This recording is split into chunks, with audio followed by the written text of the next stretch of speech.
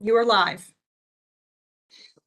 Good morning. Welcome everyone to the meeting. I would like to ask our Assistant Secretary to please call the roll. Thank you. Madam Chair, Present. Regent Balducci, Here. Regent Bloom, Here. Student Regent Galais. Here. Regent Guay. Absence is noted. Regent James. Present. Thank you. Regent Jappanen. Present. Regent McCarthy. Present. Regent Porth. Here. Student Regent Sanchez. Absence is noted. Regent Santiago. Absence is noted. Regent Stewart. Here. Thank you. Regent Wright. Here. Regent Yang. Absence is noted. Our ex officios, Professor Cunningham. Here. Professor Sasanker. Here. Commissioner Bartolomeo. Absence is noted. Commissioner Dutani. Absence is noted. Commissioner Designate O'Keefe. Absence is noted. Commissioner Russell Tucker. Absence is noted. Chief Workforce Officer Valeries. Absence is noted. Our institution presidents, President Maduco. Absence is noted. President Nunez. Present. Thank you. Interim President Smith. Here. President Toro. Here. Interim President Singh. I'm here. President Klonowski. Present. Madam Chair, you have a quorum. Thank you. I'd like to call for a motion to accept or adopt the agenda. So moved. Second. Thank you. All in favor? Aye. Aye. Any Aye. opposed? Any abstentions? The motion carries. The agenda is adopted. Again, welcome to the first board meeting of the spring 2024 semester. Though we have all been very busy with Board of Regents committees, we have not been together as a full board since before the new year. As you can see from our virtual format, we plan for inclement weather in February, which Mother Nature has not provided, although it's a bit nippy. It was nippy this morning. We welcome all of you who are joining us remotely. We have much work ahead of us in 2024, challenging yet fulfilling work. Thank you in advance to our faculty, our staff, and the students for your hard work. I have several items to report today. I first of all want to announce that I'm establishing a new standing committee, the Technology Committee, which will be responsible for the oversight of technology, infrastructure, cybersecurity measures, and the strategic integration of technology across CSCU. I've asked Regent Tendyang to chair the committee. Regents Guay, Jappanen, and Santiago will also serve on the committee. The charter for this new technology committee will be posted on the board website or webpage this afternoon, and I thank the committee members in advance for their work. And we've been notified of one more addition. Professor Brendan Cunningham has been elected as vice chair of the faculty advisory committee to take over for Professor David Blitz. We thank David Blitz for his service and know that the FAC will benefit from Dr. Cunningham's experience. Welcome, Dr. Cunningham. Since we have last met, the 2024 session of the Connecticut General Assembly gavelled in. Last week, Chancellor Chang delivered a presentation to the Appropriations Committee that was clear, direct, and extremely effective. During his time as Chancellor, Terrence has been a strong and unwavering advocate for all of our system students and the CSCU mission of providing affordable, innovative, and rigorous academic programs and an environment where our students can realize both personal and professional success. He has the board's full support, and we appreciate the incredible efforts put forth on behalf of the system, the standards he has set, and the environment he has fostered. Public higher education in Connecticut and across the nation has reached an inflection point, and the financial challenges facing the system are significant. We, as members of the board, understand the uncertainty that faculty and staff are feeling as state funding falls short. It was also heartening to see so many members of the CSCU community, students, faculty, and staff joining him at the Legislative Office Building to advocate for the additional funding needed to address the 47.6 million shortfall in fiscal year 2025. Also, if you haven't watched the testimony of our great students, we encourage you to go to CTN and do so. Our students were absolutely amazing. They spoke from the heart. They shared their stories and the impact that CSCU has had on their lives and educational journeys. We are so proud of them and grateful for their efforts on behalf of their fellow students and CSCU. Now, before I turn the meeting over to Chancellor Chang, I'd like to express on behalf of the entire board our condolences to the family of Bill Sebas, former Connecticut State University System President and Chancellor from 1994 to 2006. He passed away earlier this month. When Bill was selected to oversee a system that included the 4 state universities, Governor Weicker praised him as, and I quote, one of the great public servants in Connecticut history. Our hearts are with the Sebas family, and I want you to know that in my previous political days, I knew him well, and he truly was a gentleman. We were very fortunate that he was one of us. Now let's move on to Chancellor Chang for your comments. Chancellor Chang, thank you.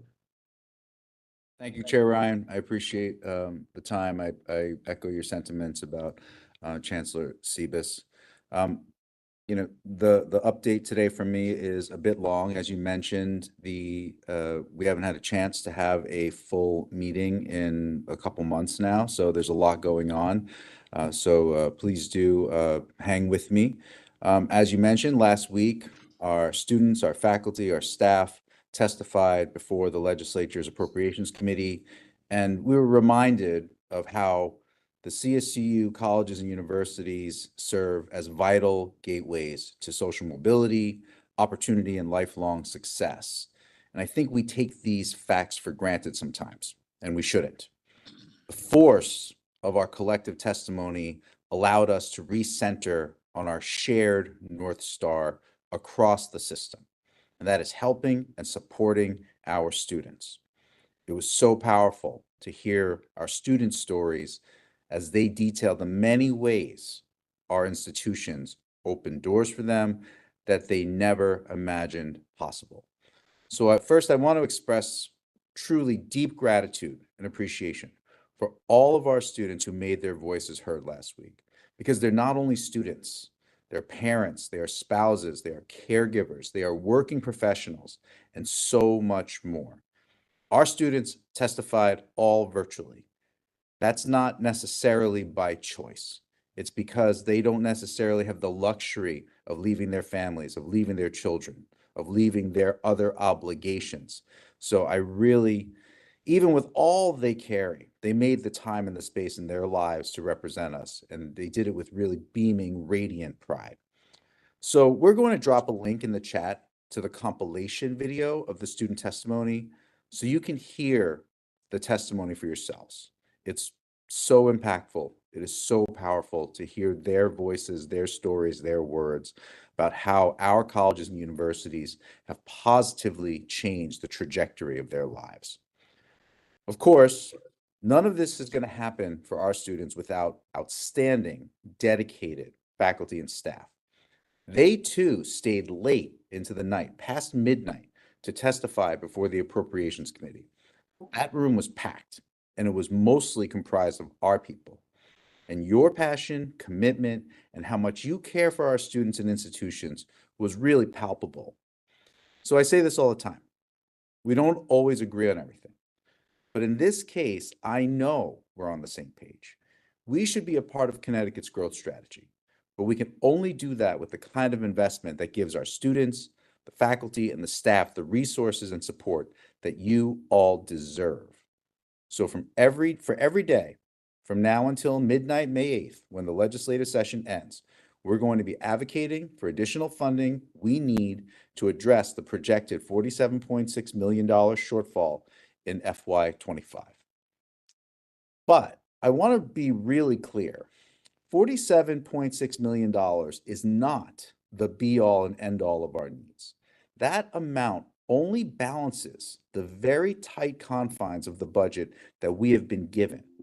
47.6 is the minimum ask to avert even more painful cuts and reductions that we have already experienced. 47.6 million means we get just a little bit more runway to stabilize as we push for appropriate and sustained levels of investment moving forward. So I was going to say that now is the time for the state to invest and help our students and help their futures. But in reality, the time was yesterday. The time was years ago. So yes, for sure, the time is most certainly now. Following our presentation to the Appropriations Committee, we went before the Higher Education and Employment Advancement Committee, and that was to underscore the success of the Connecticut Auto Admissions Program, otherwise known as CAP. CAP allows eligible Connecticut high school seniors to be automatically admitted to our 4 universities and other participating institutions. This year is only its second year, but the total number of CAP applicants increased by nearly 70% from the first year, and the total number of applicants to the CSCU schools, our 4 universities, increased by 400%, or 3,259 students. So this program will ensure that more students are going to have access to affordable, high-quality higher education and help increase our enrollment numbers. Proposed adjustments will increase equity and access for students and help us reach thousands and thousands of more of them. We're also supporting legislation that will make the PACT program, our free community college program, even more accessible. The PACT program has helped tens of thousands of students, and we hope these proposed changes advance and have an even greater impact. So even with all of our challenges, not just here in Connecticut, but across the nation in higher education, we have to take time to focus on the good things that are happening, because the media draws attention to the negative, because it is salacious clickbait. It distracts us from the real work, our real work, and it smears the noble efforts of our faculty and our staff and our administrators who have dedicated their lives to higher education. So let me take a few moments to tell you about some of the incredible things happening across our system, the genuine good we are doing each and every day that is helping to stabilize enrollment and lift our communities all across the state. So here are just a few examples. Southern Connecticut State University's nursing program, their School of Nursing, has earned the recognition of Best RN Program in Connecticut by registerednursing.org. Southern's impressive 96.86 success rate in students passing the NCLEX RN exam over the past 5 years, which includes 3 years of a perfect 100% pass rate, has helped to earn this distinguished honor. Our students meet their career goals and they uplift each other and others around them to reach their potential. And with more news on the healthcare front, back in December, Board of Regents approved the establishment of the College of Health and Rehabilitation Sciences at Central Connecticut State University. The new college will enhance community engagement through a community clinic, which opened on January 24th. Central's Community Health Education Clinic has begun offering free health screenings to Greater New Britain residents and members of the campus community. Students and faculty from Central's nursing program conduct these screenings, providing invaluable supervised hands-on experience for our students. That's true experiential learning. As Western Connecticut State University's population in both their student body and in the surrounding community grows more steadily diverse, the U.S. Department of Education has designated Western as a Hispanic serving institution. So this is a very big deal. The HSI designation is a milestone for the university, as institutions with this designation gain access to federal funding opportunities aimed at improving educational outcomes for Hispanic students, allowing them to enhance academic programs, student support services, and infrastructure. In addition, HSI status fosters a diverse and inclusive campus environment and enriches the overall educational experience for all students. Diversity is our strength, and we are so proud to serve students who represent every one of Connecticut's 169 municipalities. Western also just celebrated its first ever Day of Giving last week on February 22nd. That institution's community raised $210,000 that day, blowing past their initial target of $150,000.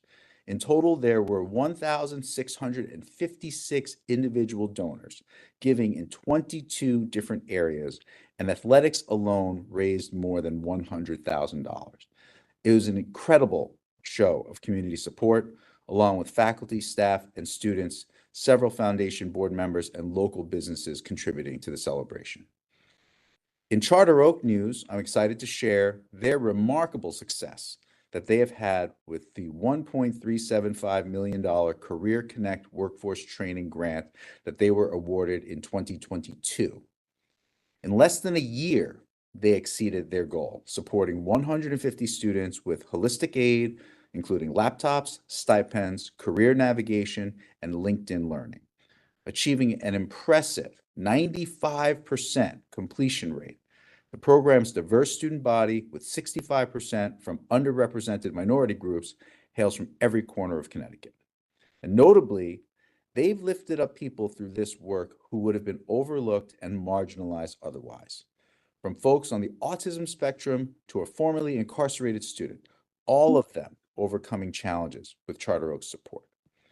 These stories, alongside their collaboration with Hartford Healthcare, showcase the real impact of the initiative.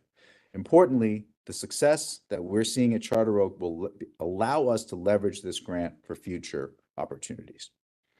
So today, at Eastern Connecticut State University, they are hosting a symposium titled Moving Forward, Community Dialogues on the Opioid Epidemic. The symposium features several experts and brings together community partners and the public to better understand the opioid epidemic and will work towards solutions for this decades-long crisis. Eastern also continues to help students outside the classroom. They recently opened Thrift Warriors, a student-run thrift store that provides free, gently used clothing in a variety of styles and sizes, small appliances such as toasters, coffee makers, rice cookers, and school supplies, decorative items, and more. Thrift Warriors also serves as a communal and experiential learning space. This kind of work only happens with great thought, care, and collaboration, with a focus on helping students succeed in every way we can. And finally, last but certainly not least, from CT State Community College, President Maduco traveled with a delegation of faculty, campus leaders, administrators, and students and regents to Capitol Hill this month. They were representing CT State Community College as part of the 2024 Association of Community College Trustees National Legislative Summit. The group joined representatives from 1,300 community colleges to advocate for community colleges and hear from members of Congress, leading political analysts, and other speakers on issues impacting community colleges. Their participation in the summit emphasized the importance of sharing our stories with legislators to draw attention to the indispensable role community colleges play in addressing critical workforce shortages and lifting up communities. Now, more than ever, these are the stories that are so important for us to tell, to share with lawmakers, key stakeholders, and community leaders. We have 69 days left in legislative session, and we all need to work together to secure the additional funding our system needs and show legislators why our students are the best investment we can make in our economy and the future. So please, everyone out there, faculty, staff, students, anyone watching on YouTube, please consider sharing personal stories about how your work has positively influenced students' lives and strengthened our communities, as it is one of the most effective advocacy tools available. As we continue our advocacy with the legislature, let's carry forward this spirit of optimism and determination. I believe in the strength of our community to not only navigate our current fiscal challenges, but also to emerge even stronger on the other side. Thank you all for your continued hard work, your dedication, and your unwavering commitment to your institutions and to CSCU as a system. That concludes my remarks. Thank you. Thank you, Chancellor Chang. I do personally appreciate, and I know the board does, the positives, because we do need to hear that and we need to focus on that and we need to move forward with that, knowing our history is positive, strong, and good. So thank you. I'll now ask Pam Helene to manage the public comment portion of our meeting. Pam, thank you. Thank you, Madam Chair. In addition to the 6 presenters that we have today, we've received 1 communication from the public, which has been forwarded to the regents in advance of this meeting. And in accordance with the Freedom of Information Act guidelines as amended during the pandemic, the communication was posted on the CSCU website immediately prior to the meeting start time. And with that precursor, I'm going to move our first presenter from the lobby. We're hearing from Audrey Arnold. She is a student at CSCU. So hold on. Audrey, are you there? You're muted. Oh, there you are. And you have your 3 minutes. Thank you so much for having me, and good morning, everyone. When reflecting on what higher education means to me, the first word that comes to mind is opportunity. A world of its own, an environment that fosters growth, personal and professional, as students develop mentally, emotionally, and socially. Unfair does not begin to describe the opportunity differential, and frustration doesn't capture my empathy for those neglected. I strongly believe in fighting to dismantle the rigged systems that impact potential and power and rebuilding one of true justice. A justice that is disappearing from the realm of possibility with each tuition raise. Gymnastics played a leading role in my higher education journey. Student athletes must consider the culture of the programs that will accept them and, of course, the potential scholarships they can receive. Due to these factors, attending school in Washington, my home state, was not an option for me. I originally chose a private school in Connecticut for the scholarship I was offered, as well as the reputation of a coach known for the legacy he built there. Then, COVID caused the future of the program to hang in the balance, so our coach was forced to switch schools.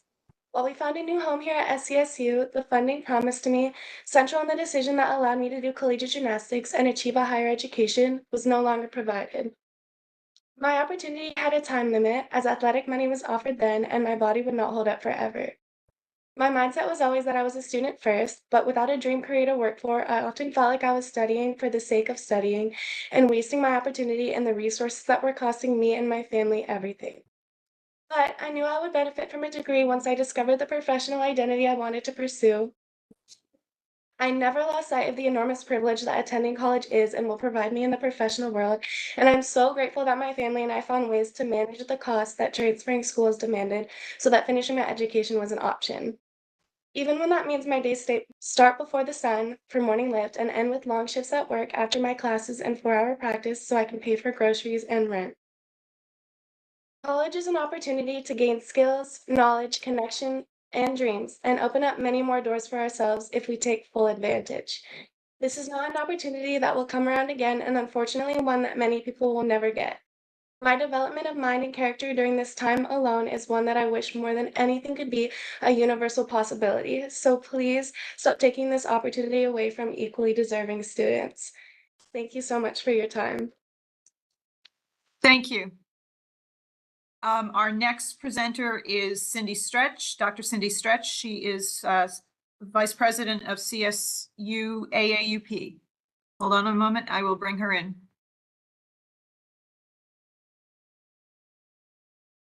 Good morning, Cindy. Can you check your audio one more time for me?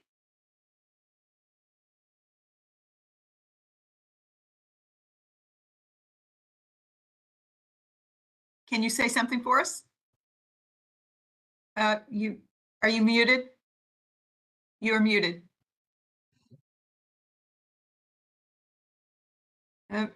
You're still muted, Cindy.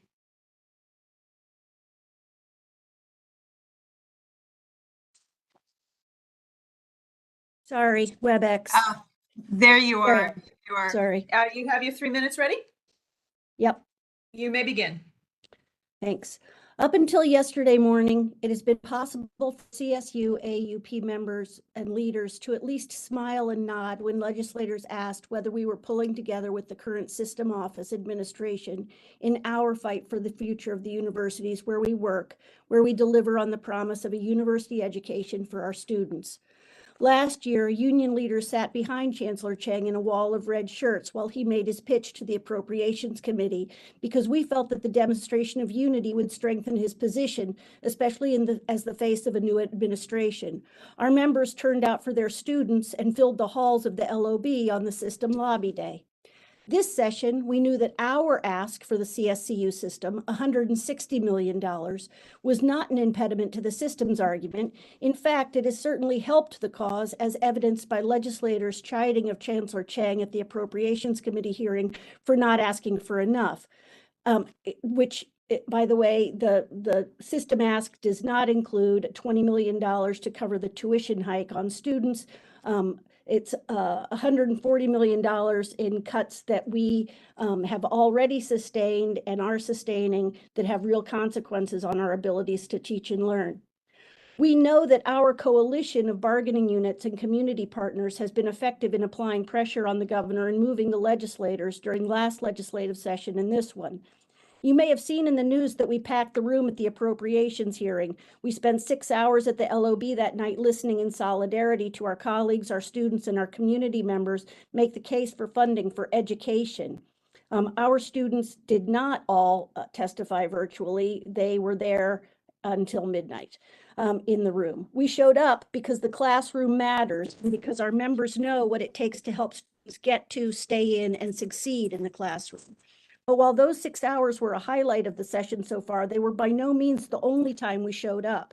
I would be very interested to know whether you have heard about the hours and hours CSU AUP members have spent meeting with Senate President Looney, Speaker Ritter, Representative Walker, Senator Austin, Representatives Rojas, Haddad, Curry, Brown, Dathan, DiCaprio, Dillon, Dubinsky, Foster, Warren, Hughes, Johnson, both of them, Mara, Porter, Reyes, Rosario, Sanchez, Terciak, Turco, and Senators Duff, Hockadell, Kushner, Lesser, Lopes, Mayor, Maroney, Cabrera, Flexer, Slap, Winfield, Lieutenant Governor Bisowitz, and Governor Lamont. That, by the way, is a partial list. I would be interested to know whether you've heard about any of those meetings because we have not heard a word about any members of this board communicating with legislative leaders or higher ed committee members. A strange silence. What we have heard from this board, or more specifically from the HR staff sent to negotiate the terms of the hastily concocted retirement incentive, is a complete unwillingness to engage with our proposal to ease the transitions and disruptions that will likely follow from the board's failure to secure steady, adequate funding. We asked you to use a tiny fraction of your teeming reserves to soften the blow on students and students' academic programs during what you hope will be an accelerated reduction in force. Your counter proposal was an insult. Where's the partnership, the collaboration? On the same page? Please stop blowing smoke. Thank you. Thank you. Our next presenter is Louise Williams, President of CSU AAUP. Hold on, please.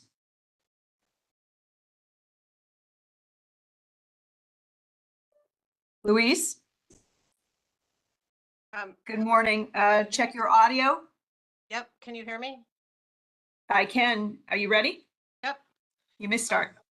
Good morning. As most of you know, I'm a professor of history at CCSU and president of CSU AUP. Professor Stretch has told you about how much work AUP has put into advocating for funding. You should know that at the same time as doing all of this, we have been thinking about what will happen next when this budget readjustment is over. As you know, we want to know from you today if you have a concrete, well thought out and long-term strategy for the future of the system. As you know, getting more money this year is just a Band-Aid. It will not solve our underlying problems or guarantee stable and predictable funding in the future. I have to admit, I'm not at all clear about how we got here. I've heard about ARPA money and fringe benefits, but neither seem to explain such a huge and sudden budget gap. The only thing that really makes sense to me is a decline in revenue from tuition. I have heard here that this is no one's fault, but the inevitable result of shrinking number of college-age residents. But a recent study by a Better Connecticut Institute shows this to be wrong. Connecticut's college-age population actually increased 2.3% from 2010 to 2020. And yet this didn't prevent a 17% decline in enrollment at the 4 state universities. Where did all those students go? This report claims that they went to UConn's regional campuses, which saw a 20% increase in enrollments as ours fell 17%. A report from your December 2023 meeting also showed that private schools are taking our students. So it's clear that our enrollment decline is not inevitable, but a product of something our management has done wrong. Have you figured out what this is? You have partially. Look at the December PowerPoint in the minutes for today. Our universities provide less financial aid, so are more expensive for students despite a lower tuition. Charter Oak knows this because it has embarked on, and I quote, a strategic use of institutional aid as a powerful recruiting tool. Are you going to expand this to the CSUs? And what about retention? What are you going to do about the fact that $56 million per year is lost at the 4 state universities because of students dropping out? I talked to Chancellor Chang about this last summer and about the various successful initiatives at other universities that have brought in considerable income while promoting student success and improving the school's reputation. But I have yet to hear that this is an option that is being considered in a consistent system-wide way. Instead, as was made shockingly clear to CSU AAUP in our recent negotiating session about your retirement incentive plan, your idea is to continue the same failed policies. We were told the system had to shrink. Our concerns about the impact of this on our students and academic offerings were ignored. We heard about the need to protect management rights to make cuts, but we heard nothing about faculty rights, which in our contract include determining curriculum and ensuring the high quality of education. We also heard nothing about working cooperatively with us to enhance our reputation, enrollments, and retention for a better, more sustainable future. This does not bode well. I am not sure how AAUP will be able to work constructively with a board and chancellor that have such a very different vision of the future. CSU AAUP wants to open minds and doors, not shut them. We will not give up on that vision. Thank you. Thank you. Our next speaker is John O'Connor. He is also with AAUP. Hold on, please.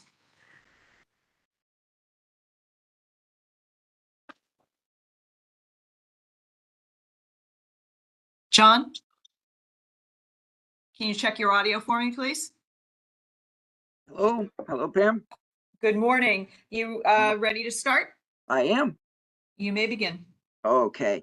Good morning, Chancellor Chang, CFO Blanchett, Chair Ryan, and all the members of the board. My name is John O'Connor. I teach in the sociology department at Central, and I'm an active member of CSU AAUP. I would like to thank you all for allowing me to address you today.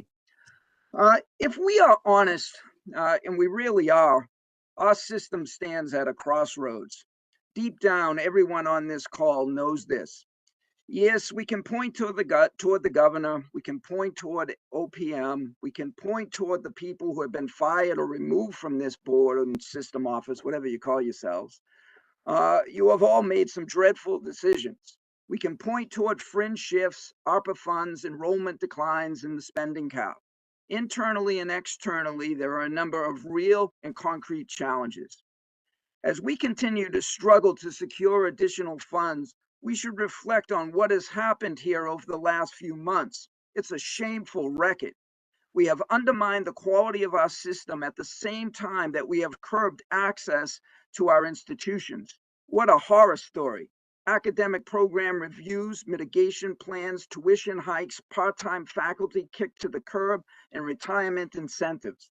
It appears that we are willing to kill our system in order to save it.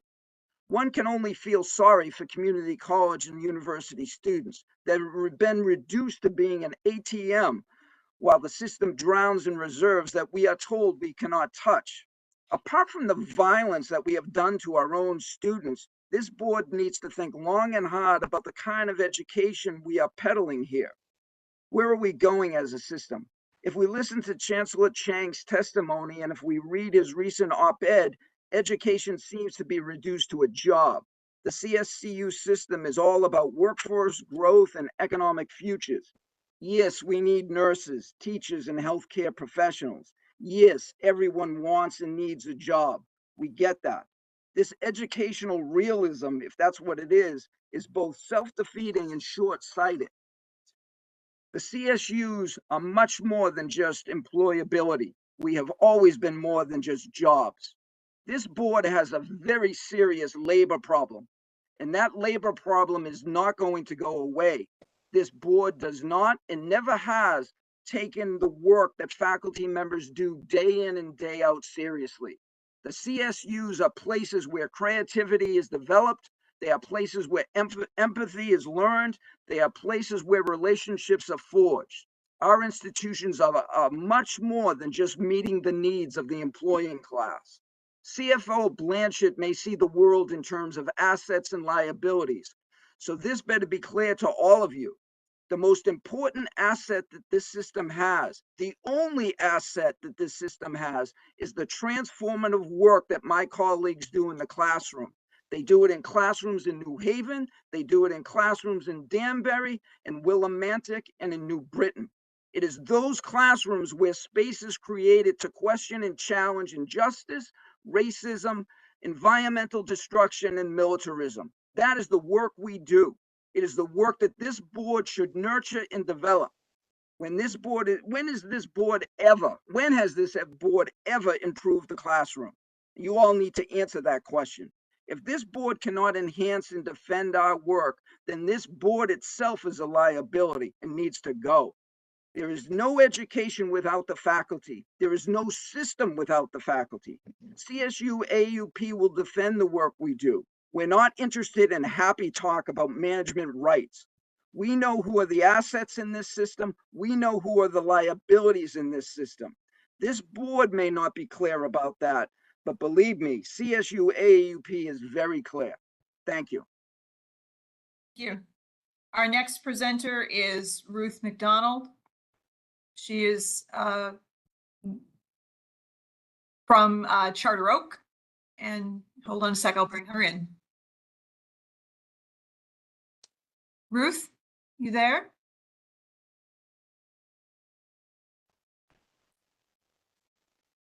Ruth McDonald? Yes. Okay, there you are. Okay. Do you have your 3 minutes? All set? You All may set. begin. May begin. I'm Dr. Ruth McDonald, and I'm here to talk about who the faculty are at Charter Oak State College and why we're in the situation that we're in. There are 260 of us, mostly from Connecticut. 85 of us hired in the last 5 years. I call that the pandemic cohort. That's what they have had a lot of experience with. About half of us are joining around 2012 and persisting, which was perhaps the last time we saw action on the issues that we're raising now. 10 of us were in service during the Great Recession. So we remember those days of faculty furloughs of full-time employees. And I will say, after those 10 of us 10 people who were there in 2010, we are not done yet. We have a lot of life and learning left to share. We serve a student body that's mostly from Connecticut, and the average age is declining from 40 to 36. So occasionally you get someone who acts like they're 18, but not very often. We come from industry and the professions, nursing, business, social work, healthcare programs, law. So we bring that kind of Connecticut expertise into our teaching, but we also come from sister institutions of higher education. So the academic rigor and focus of the programs is intact, and we're the ones who are most concerned about raising citizens as well as people who can work. Those of us from sister institutions know the benefits of having a union, and we have had that experience elsewhere with mature unions who have treated faculty like the workers that they are. We work on holidays. It doesn't matter who is president. We are working on President's Day because homework is due on Sunday and you need to deal with it before the next homework comes around and students continue to make mistakes that you could help them with. We work on spring break. We work on summer break. We work between Christmas and New Year's sometimes. We work with a lot of patients for viruses, both human and computer. And if there's a disaster someplace in the world, it'll affect some student at Charter Oak. We work with very few complaints about what we do. The student ratings are consistently high. And one of the things that students mention in the graduation survey is how much they appreciate the faculty. But we're working at Charter Oak, which is a newish institution, but a maturing institution. I would say at 51 years old, we're vintage, but we are not antique and we are not obsolete. So it's time for a full commitment to the faculty. We are not the part-time faculty. We are the only faculty at Charter Oak. There are no full-time faculty, so we bring the expertise and excellence with us, and we know what treatment has been like elsewhere in the system, and that is what we're looking for. And I am done. Oh, thank you very much. Our last presenter is Seth Freeman, president of 4Cs. Hold on, please. Okay, we can take a walk. Seth? Seth, you there? I am. Can you hear me? Okay. I can. Thank you very much. You may begin. Thank you. Board of Regents members, I submitted written testimony today, which was my written statement to the Higher Education Committee. Please read my statement if you care. As you are aware, our faculty, staff, and students and community are fighting for our colleges, fighting for our students, and fighting for full and proper funding for our colleges. Last week, as you've heard, hundreds of us testified on how we need $160 million for CSCU to reverse the terrible cuts made this year and stop the 5% tuition hikes. Last week, Chancellor Chang testified that CSCU only needs $47 million. The fact that this board is only asking for $47 million is just the latest complete and utter failure of this body. To see hundreds of faculty, staff, students, and community members last week fighting for full funding, while this board and Chancellor Chang made your pathetic and pitiful ask of $47 million, it is hard to describe the feelings of disappointment and betrayal that we feel. Just as you betrayed us by repeatedly lying about the merger, you betray us today by failing to advocate for what our students deserve. For the rest of this year, we'll be fighting for full funding. Unlike Chancellor Chang, we do not serve Ned Lamont and Ned Lamont's racialized austerity agenda. Unlike Chancellor Chang and the rest of this board, we don't dance and we don't sell out for Ned Lamont. As we told the Appropriations Committee, $47 million is not enough. $47 million will not stop the tuition hikes. $47 million will not bring our library and tutoring and mental health and fitness centers and career services back. $47 million will not bring our cafeteria at Middlesex or Quinebaug Valley back. No, $47 million is just the latest painful failure, betrayal, and sellout from this board. Thankfully, our faculty, staff, and students, again, don't serve Ned Lamont. Unlike you, we will never be accomplices to Governor Lamont's attack on working class, white, black, and brown students. Unlike you, we will never sell out our first-generation students, our immigrant students, for a nice pat on the head from the governor. Lastly, we just heard from one of our amazing Charter Oak faculty. Similarly to our adjunct faculty across CSCU, Charter Oak State College has been balancing their budgets on the backs of Charter Oak teaching faculty for decades. In what can only be described as an attack on your workforce, Charter Oak teaching faculty have not seen a pay increase in over 12 years. Repeat, Charter Oak teaching faculty have not seen a pay increase in over 12 years. Thankfully, these amazing faculty have now formed a union, so now they're going to stop the gross exploitation that they've experienced. Needless to say, it's time for this board to do what's right by our Charter Oak teaching faculty, and we look forward to the support from all board members, but particularly our esteemed Charter Oak alumni on the board. In conclusion, as is clear again, our faculty and staff will continue to fight for the services and resources our students deserve. It's never too late for this board to stop selling out and to get on the right side of this fight. Thank you. Thank you. Madam Chair, that concludes our public comment. Missed him. Yes, thank you. Does someone have a comment to make? No, I think we're set, Madam Chair. Okay, thank you. I just would be remiss if I did not report to you that both Carla and Luis did attend the legislative reception that was held at Connecticut State Community College at Northwestern. Dr. Meduco and Chancellor Chang were there also, and we greatly enjoyed the involvement of our students. but we also, I have encouraged other chambers throughout the state to do likewise, to have meetings, and I believe Terrence and John Maduco have attended those, so I just want you to know we are well aware of our involvement and what needs to be done. So let's move on. Thank you, Pam. And next, I'd like to call for a motion to approve the minutes from the December 14th board meeting. So moved. Is there a Second. Second. Are there any changes or corrections? Hearing none, I'll call the vote. All in favor? Aye. Any opposed? Any abstentions? The motion carries. The minutes are approved. Next, I'd like to call for a motion to approve the minutes from the December 18th special board meeting. So moved. Thank you. Is there a second? I'll second that. Thank you. Are there any changes or corrections? Hearing none, I'll accept and ask for a motion to adopt All in favor? Aye. Any opposed? Any abstentions? The motion carries. The minutes are approved. Next, we have the approval of the consent agenda.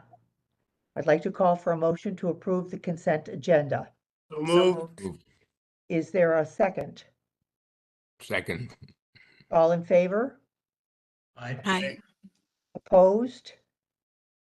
Abstentions? The consent agenda is approved. Next, we'll call on committee chairs for their report. Committee Chair Ivor Bloom, we welcome your input and the action item from the Academic and Student Affairs Committee. Thank you, Madam Chair. You're welcome.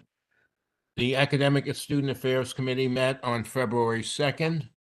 The members of the committee include Regents McCarthy, Regent James, Regent Porth, and Professor Sasenko. We thank you for the approval of the several items on consent that the board approved that came from the Committee on Academic Affairs.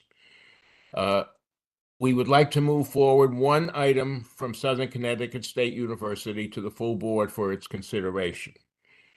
I should note that Dr. Smith has certified that this new program is an investment to increase enrollment and is part of Southern's deficit mitigation plan. The item, as you see from the agenda, is a new Bachelor of Arts program in teaching English to speakers of other language, or as we affectionately call it, TESOL. Before we open the item for discussion, Madam Chair, would you please call for a motion and a second for this item? Please have a motion to approve the resolution. So moved. Is there a second?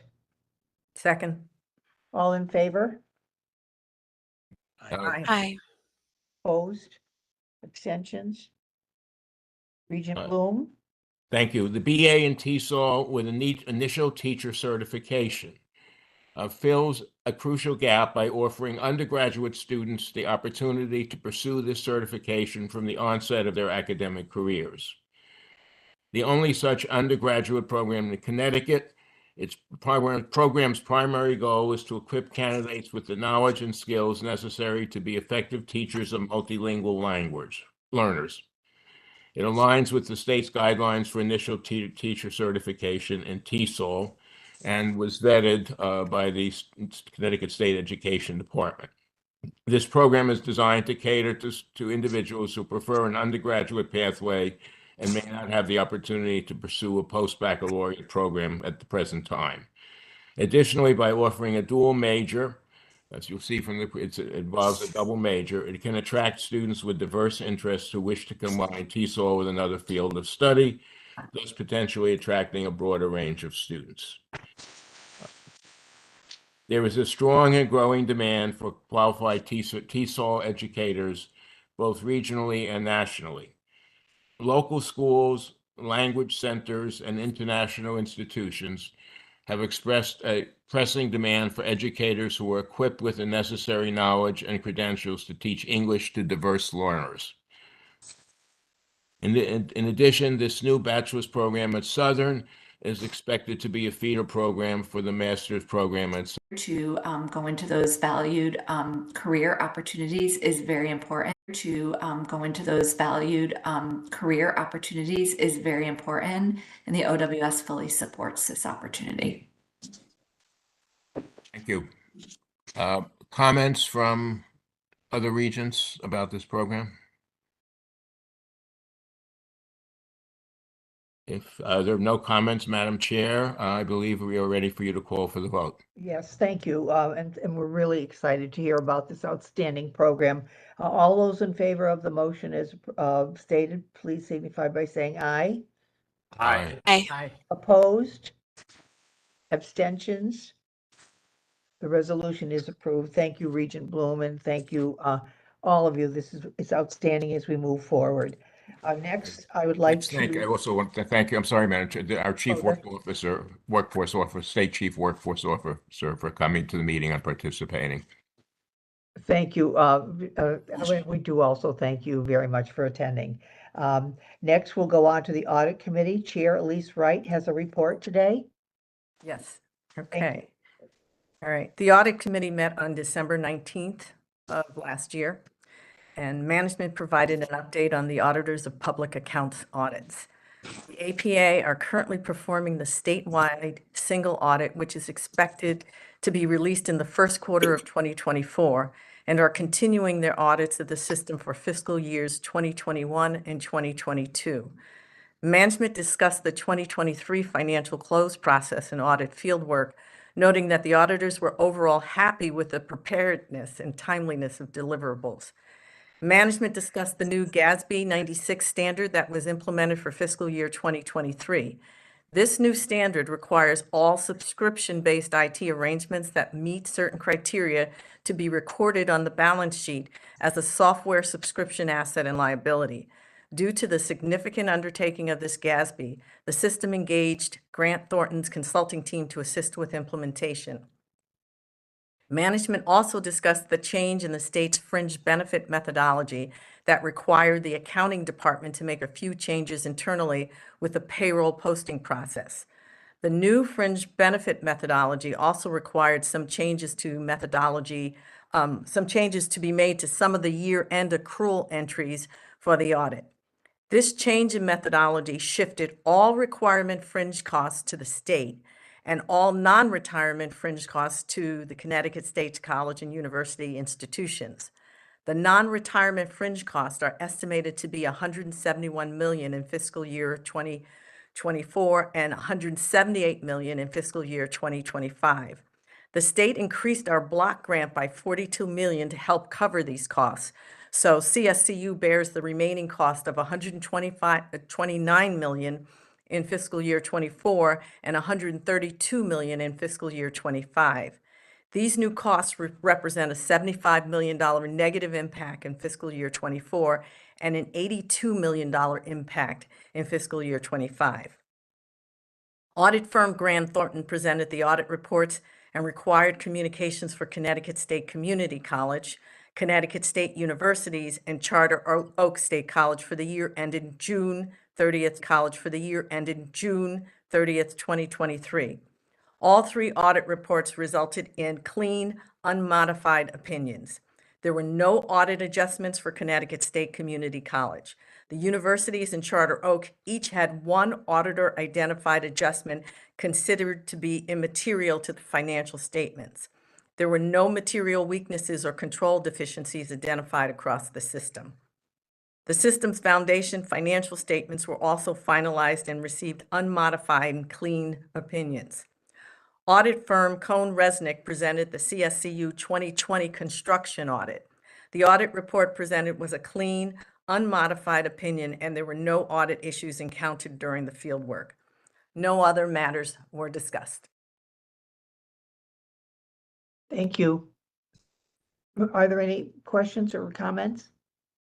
Hearing none, and we appreciate your efforts on our behalf, Chair Wright. We will now move on to the Finance and Infrastructure Committee. Committee Chair Balducci and Chief Financial Officer Blanchard have an action item from the Finance Committee today, the fiscal year 2024 mid-year update.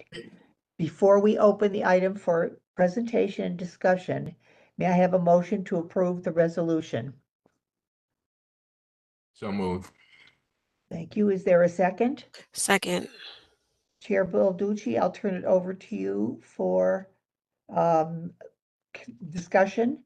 Do I need to take a vote on that motion? Or is that after? No, ma'am, not now. Okay, thank you. At the end of discussion. Thank you. Okay, thank you. Chair Balducci, I'll turn it over to you and CFO Blanchard. Thank you, Madam Chair. Before we begin, I'd like a moment of personal privilege, if I might, in the passing of Bill Sebas, who I had the opportunity to serve with in two positions. One, as a legislator, he was my finance chairman for 4 years. He did wonders with numbers. I used to call him the magic man when it came to numbers to make things work out. And he was a strong proponent of the income tax under Governor Weicker. And he also served as chancellor of the university system, and I had the opportunity to serve with him there. And his leadership will well be remembered by members of those who were there at the time. The other person I would like to take a moment to say thank you to is David Blitz. As a member of our board, he gave a great deal of time and effort, sometimes in a great deal of frustration, but he was always a gentleman. He always was well prepared, and he will be missed, certainly by me, and I think by other members of the committee. So thank you, David, for your service to us. On Wednesday, the 14th of February, the Finance Committee met and discussed two items, one dealing with an international credit card fee change, which we already put on consent, and the other, the mid-year budget update for fiscal year 24. The item of the mid-year budget update is one that has a resolution and a staff report that begins on page 115 for those members who care to look there. The fiscal year spending plan that we approved last June with the impact will be impacted substantially by the deficit mitigation plan that we saw presented to us on the 15th of November. The mid-year update showed how the mitigation efforts impacted the spending plan, and now the updated spending plan reflects a balanced budget for all institutions in 2024. Some institutions will produce surpluses, as you can see, and those surpluses will be used to mitigate the institution's deficits in 2025. And with that, I'd like to turn it over to our CFO, Lloyd Blanchard, to walk through a couple of those issues before we take a vote on this. Lloyd, are you there? Yes, I'm here. Can you hear me? Yes, thank you. Great. Thank you, Mr. Chairman. Good morning, Regents. I will share my screen now to show you what we presented to the Finance Committee on the 14th of February. So if you recall, back in November, we presented this slide as a part of our deficit mitigation plan. But let me back up even further. Back in June, the board approved a spending plan for FY24. That spending plan had a deficit of $26.7 million. Mainly those deficits resided at CT State and at Western. The deficit mitigation plan was designed to, or was called upon by the board to address that deficit that was approved in the June meeting. And then we presented the mitigation plan to show how we would mitigate that deficit. And so this update will show how the spending plan has changed as a result of the deficit mitigation plan. The table on the right is something you're familiar with. You'll see at the top the projected deficit of 26.7, yet our deficit mitigation plan for FY24 produced $63 million in mitigation. Why so much? Well, because the deficits really only resided at a couple of our institutions, and other institutions are mitigating their FY24 budgets in preparation for FY25. So to be clear, this presentation is only about FY24. I don't want to talk about FY25 just yet because it'll confuse the numbers here. So this slide will show the projected surpluses and deficits for each of our campuses within the system. You'll see that Central, Eastern, Southern are projecting surpluses, or were projecting surpluses, and Western and CT State were projecting deficits. Charter Oak was projecting a balanced budget all along. And so once we begin the mitigation, and you see the mitigation line, you'll see how Western will close its deficit and how CT State will close its deficit. So the system-wide mid-year update is shown here. What you will see is revenues are adjusted upward by $17.5 million, about 1.5%. Expenditures are adjusted downward by 4.5%, which amounts to $53.7 million. Again, these are all reductions associated with our mitigation plan. So you'll see in the second column where it says FY24 budget, at the bottom, you'll see the net results. We had originally projected $26.7 million deficit, as I mentioned earlier. The next column shows the new projection for the current fiscal year. It shows that we are projecting a $45 million surplus, but again, much of that are surpluses that are increased by those institutions here that already had surpluses. So you'll see how Central starts with a $13.5 million surplus. That surplus will increase by $7.6 million. You'll see how Eastern had originally projected a balanced budget. They are now projecting a $2.1 million surplus, and so on. So that is, this is what the numbers look like system-wide. I'll walk through each of our constituent units. So for our state universities as a collective, you will see that the revenues are adjusted upward by 2.6%, or by $18.2 million. The expenditures are adjusted downward by just 0.5%, or about $3.7 million. The net result is a swing of $20 million to the good, and you'll see at the bottom, we started with a surplus, a projected surplus, for the 4 universities of $7 million, and that increased by $20 million to a projection of 27.6. Again, that is all the universities that had started either with a balanced budget or surplus that has improved. And this slide will show each of the 4 universities and how their condition has been adjusted. So you'll see with Central, we are now projecting a $20 million surplus for Central, a $2.2 million surplus for Eastern, a $9.3 million surplus for Southern, and for Western, we are still projecting a deficit of about $4.7 million. You may recall that with Western, our deficit mitigation plan called for the use of cash reserves to shore up the remaining part of their deficit after they went through their cuts. And so the cash reserves will cover that $4.7 million, balancing the budget for Western as well. This slide shows the budget for CT State and for the shared services that CT State pays for. I'll start with the right-hand column, or the 2 right-hand columns. The revenues are shown to be adjusted upward by just a small amount, about $900,000. And the expenditures are adjusted downward significantly by $10.3 million, 10.3%, which amounts to $49.8 million. This is a direct result of the deficit mitigation plan, starting with the projected deficit at CT State of $33.6 million.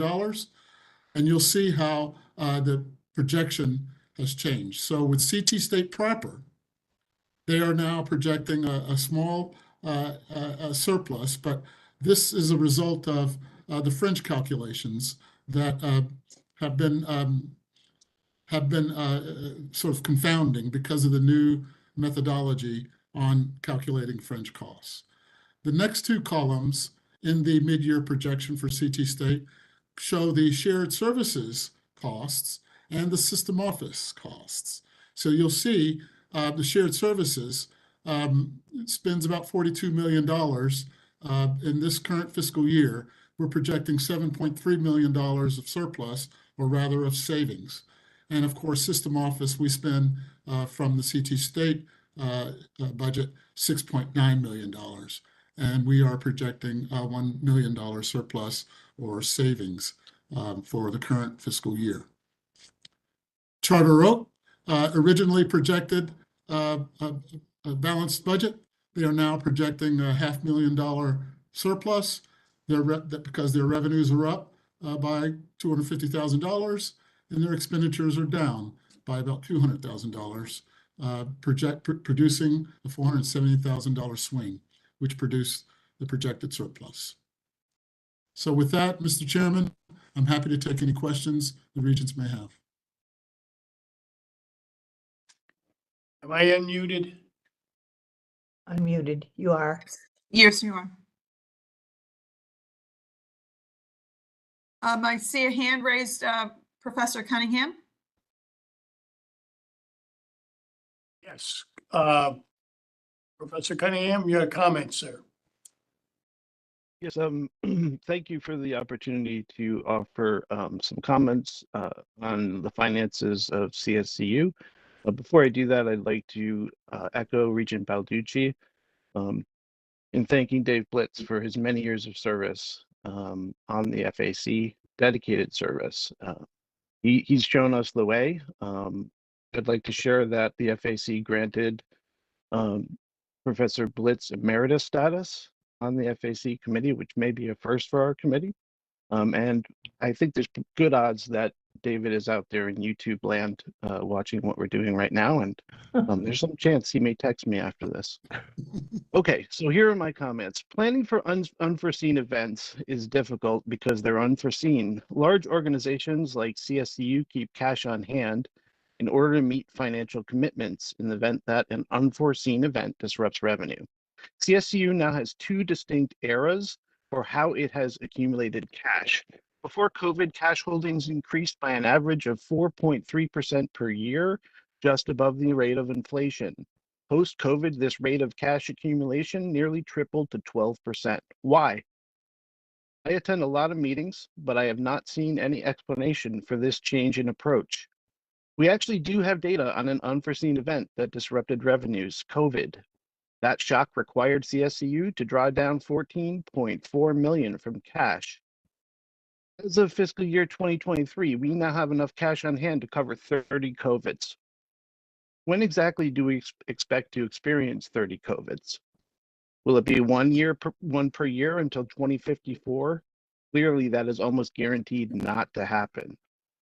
COVID itself was a once-in-a-century pandemic. The most proximal to COVID was the Spanish flu in 1918.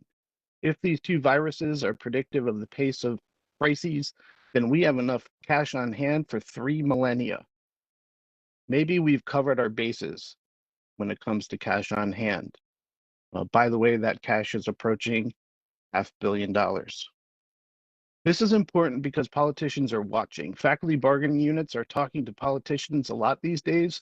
Over 100 of our members showed up and delivered comments to the Appropriations Committee earlier this month in order to avert the fiscal year 25 cliff built into the latest biennial budget. We've been asked about all the CSCU cash on hand. We've also been asked why the legislature should provide more funding when we have so much cash. I'm not sure we've been able to answer that question, but I hope someone in the system office or a member of the board is engaging on this question. I want to praise the board and system office for their novel use of reserves to address a crisis on one of our campuses, as we just heard from Dr. Blanchard. I think this was, broadly speaking, the right decision. I want to challenge the board and the system office to continue this novel thinking, particularly when it comes to the unprecedented rate of cash accumulation I mentioned earlier. It is past time for us to invest in ourselves. If we are asking the legislature to invest in us, then we should match or exceed them with our own investments. We need to eliminate the floor on class enrollments at the CSUs. Running the numbers, it looks like even at an enrollment of 5 students, CSUs profit from offering a class staffed by a part-time faculty member. I'm not even sure we should use profit as motivation, given the abysmal history of for-profit efforts in higher education. See Trump University. But even if your only KPI is profit, so-called low enrollment classes taught by part-time faculty are well worth offering. We need to increase financial aid so that we are more competitive in attracting students. Simultaneously, this would make our campuses more accessible, which is undoubtedly a key part of our shared mission. We need to increase services and retention initiatives so that when our students arrive on our campuses, they can be confident they will graduate in a reasonable amount of time. We need to recruit tenure-track faculty so that our campuses renew their scholarly and creative contributions to our state. I want to reiterate, I am not questioning the need to prepare for emergencies by holding cash. What I am questioning is whether we've wandered into the realm of irrational doomsday prepping in which we're starving the kids in order to accumulate more pasta and canned vegetables than we'll ever need. I think we can all agree that is not a place we want to be in. Thank you for giving me the time to offer those comments. Thank you, Brendan. Didn't know if you wanted to respond at all to that, Lloyd? Sure, I'd be happy to, Mr. Chairman. Thank you. And thank you for your comments, Professor Cunningham. What I'd like to do is share my screen and show you the cash reserve position that we currently have. Do you see reserve balances ending FY23 on your screen? Somebody give me. It's up there. Yes. Is it up? Okay. So yes, Professor Cunningham was correct when he said that we are holding about $449 million in unrestricted net position, which is essentially what we call cash reserves. However, what Professor Cunningham did not allude to was how much of that cash is set aside for designated purposes. The board has a policy to set aside cash for things such as debt covenant reserves, such as self-supporting programs. If we took the cash that was allocated to self-supporting programs, they would no longer be self-supporting. And there are numerous other designations by policy that make up $284 million of that $449 million. So really, the only available cash that is relevant here is the undesignated UNP, which stands at $164 million across the system. You can see that amounts to 123 for CT State, 3.2 for Charter Oak, and collectively for the universities, $37.6 million. How do we know if this is too small or too large? Well, there are financial metrics that help us understand that. There are standards in the financial management industry for cash reserves. I have shown two standards here. First, the primary reserve ratio. The primary reserve ratio is we are told should be around 40% or more. You can see that across the system, our primary cash reserve ratio is only 29%. So we are lower than a prudent standard for cash reserves. The next two lines, days of UNP, show the total unrestricted net position. How many days would go by before we ran out of that money. You could see that our days of UNP is 110 days. The standard is between 90 and 180 days of days cash on hand, so to speak. We are at the low end of that standard, and in this particular metric, I'm including the designated balances. If I do not include the designated balances, this final line shows days of undesignated UNP, we are only at 40 days of cash reserves. So while the numbers look big, that's because we are a $1.4 billion organization. And so we need to maintain cash reserves consistent with the size of our organization. And we are doing that, we believe, appropriately and prudently, and not beyond what standards would call for. But thank you. Any other comments by members of the board? Stewart. Thank you. Regent Stewart. Regent Stewart? Yes. Sorry. Thank you. Appreciate it. So in my 1 year on the board now, I have never been made aware of required unrestricted funds. And I'm pulling up these fund balance guidelines from the board policies. Looks like they were last visited almost 8-9 years ago. So I would like to make a recommendation, Mr. Chair of our committee, that maybe we take a look at those fund balance policies and see if they need to be revised or revisited, because it's been quite some time as I'm just looking at them now. So I'll obviously read through those and we'll chat offline about that. I just want to take a moment to as I said in the subcommittee meeting, to congratulate everybody on solving the massive deficit that we were anticipating in this fiscal year.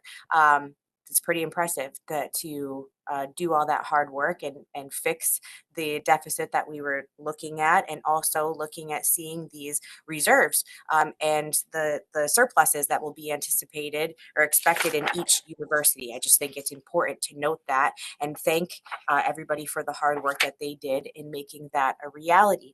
I brought that up in the subcommittee meeting as well, and I know it was met with some resistance from people because as we're asking the state for more funding, it's kind of doesn't really make sense to ask the state for more money when you're looking at these surpluses in each school, which I did ask questions about. And I think the answers that were given to me by Mr. Blanchard on that.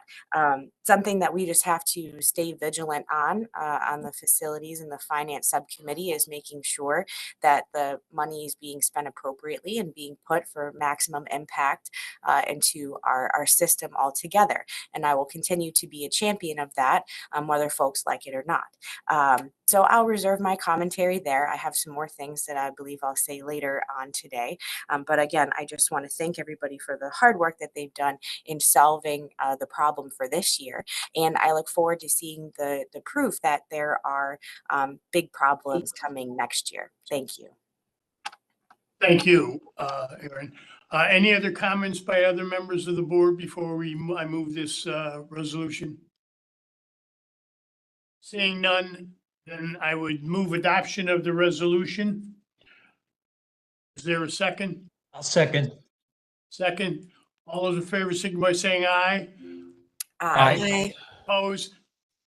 Resolution's adopted. Thank you very much, Madam Chairman. That concludes my report. Thank you, Chair Balducci, and thank you and Dr. Blanchard for the hard work and the effort you put into this, and all of your comments are much appreciated.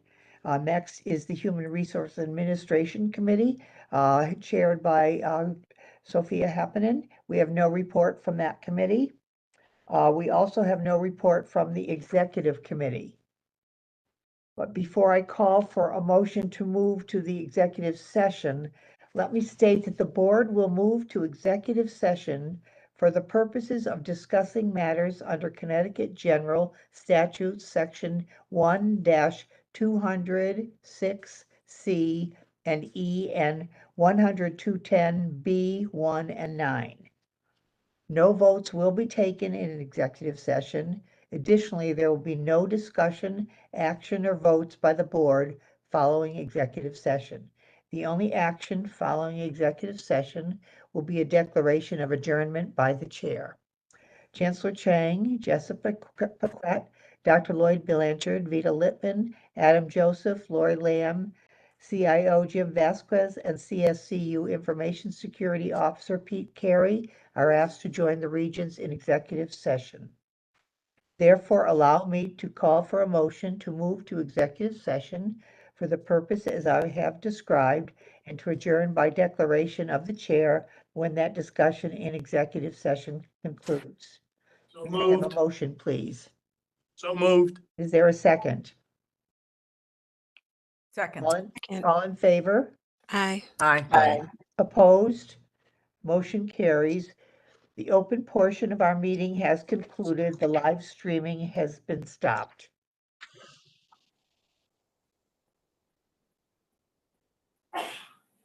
Your live